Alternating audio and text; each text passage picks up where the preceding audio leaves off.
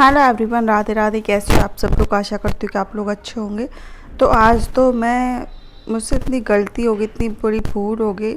आज सुबह सुबह जब मैं जागी तो मैं सोच रही थी कि आज है संडे।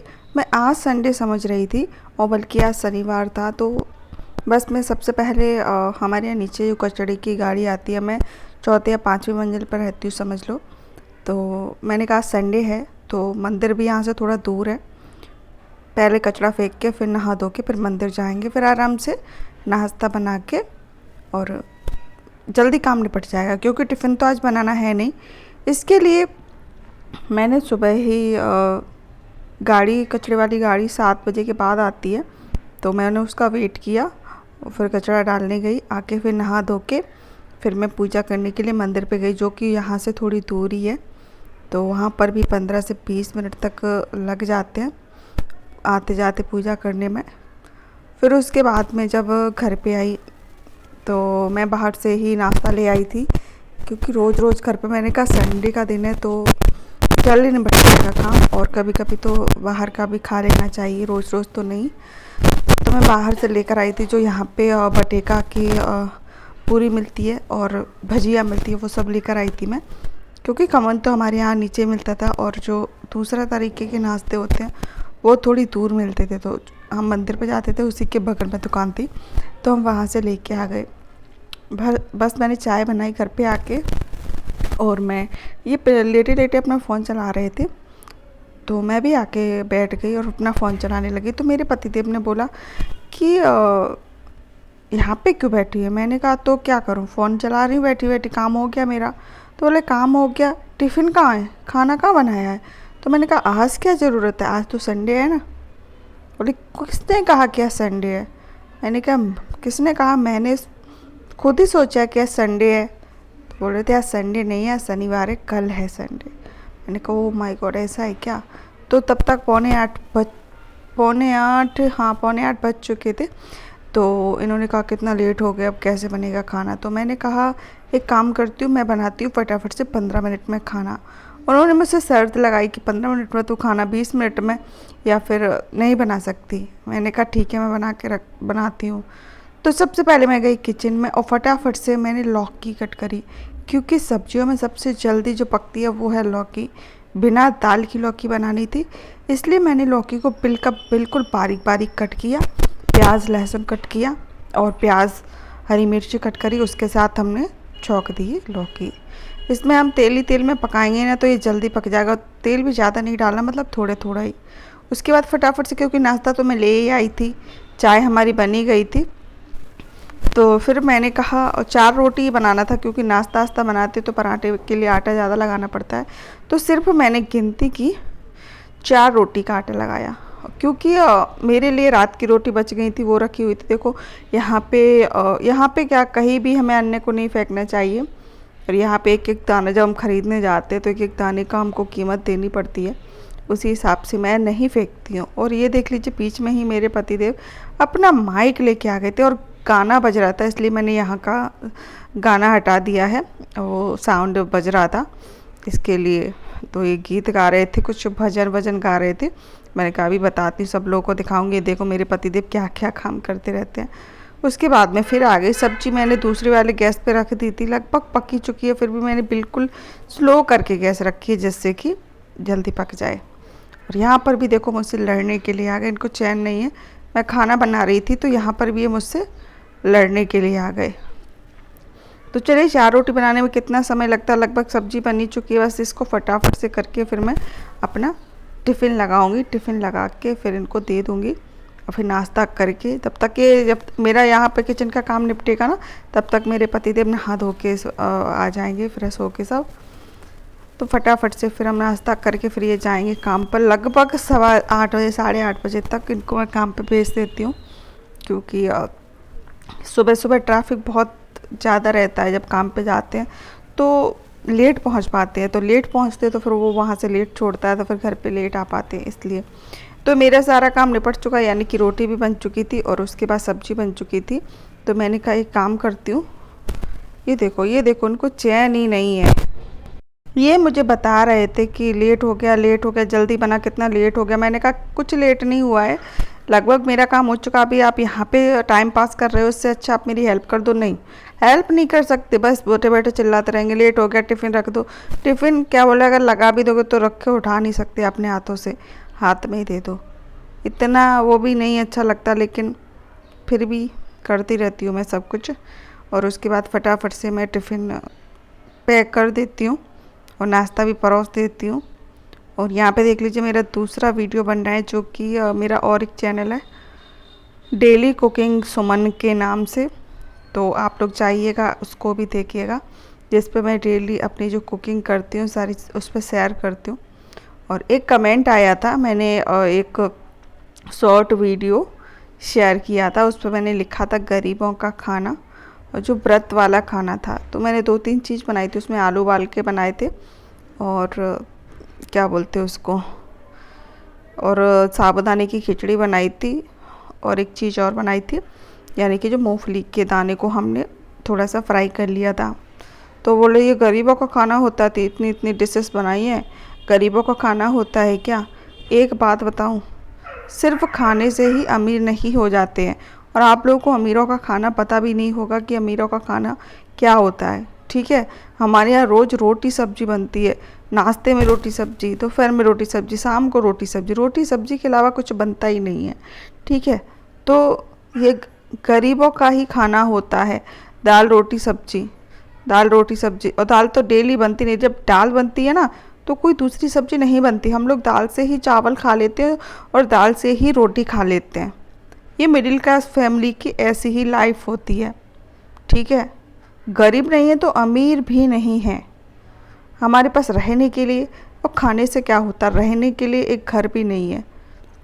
सब लोग, मेरे जो एक फ्रेंड थी वो मुझसे बोल रही थी कि गांव में तो सबके घर बहुत बड़े बड़े होते हैं, तो आपके पास गांव में तो होगा, हमारे पास गांव में भी नहीं है। बड़ा घर तो छोड़ो, एक कमरा तक नहीं है रहने के लिए। आप बताओ कहाँ से अमीर हो? सोचने के लिए तो कुछ भी सोचते रहो।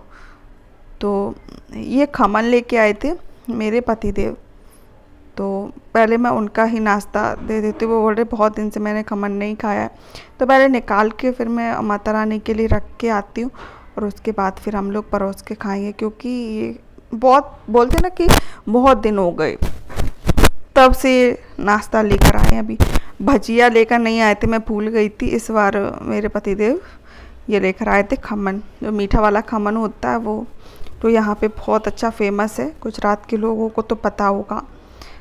तो चलिए टिफ़िन हमारा हो चुका है, और उसके बाद गरीबों से भी कुछ ज़्यादा अच्छी लाइफ नहीं है, गरीबों जैसी ही लाइफ है फ्रेंड।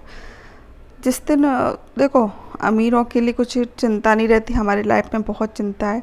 और सही बताऊँ ना, सारी बातें मैं सोशल मीडिया पर खुल के अभी बता भी नहीं सकती हूँ, क्योंकि जो मुझे अपना जानते, अपना समझते हैं, वो तो मेरी तकलीफ़ में खुद भी दुखी होते हैं। और जो मेरे ख़ास है, जो मेरे अपने हैं, ठीक है, जो मेरे अपने, वो मेरी तकलीफ़ से खुश नहीं हो, दुखी नहीं होते, खुश होते। अच्छा है, ये ऐसे रह रही है, परेशान रह रही है, अच्छा है, इसको ऐसा ही होना चाहिए, ऐसा करती है, ऐसा ही होना चाहिए। क्योंकि ये मैंने खुद देखा है, सोचा है, सब कुछ मैंने खुद अपनी आंखों से देखा है, तब आप लोगों के साथ ये शेयर कर रही हूँ। तो ये देख लीजिए, सब काम हो चुका था, नाश्ता हो चुका था, नाश्ते के बाद झाड़ू वाड़ू सब अंदर लग चुका था घर में।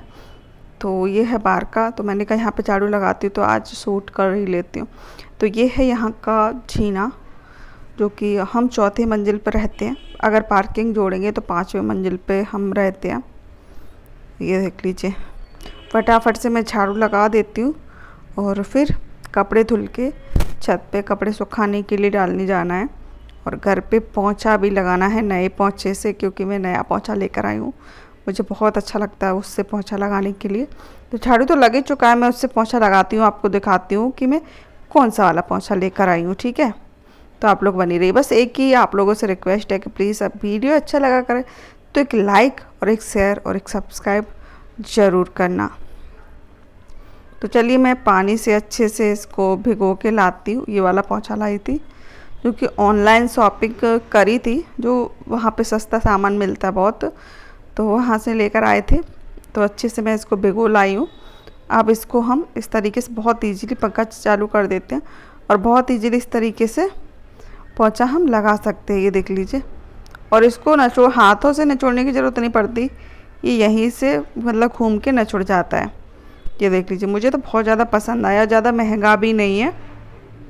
ये देख लीजिए। तो चलिए फटाफट से हम इसको पोंछा लगाते हैं और आप लोग देख लीजिए कैसा है हमारा पोंछा भैया।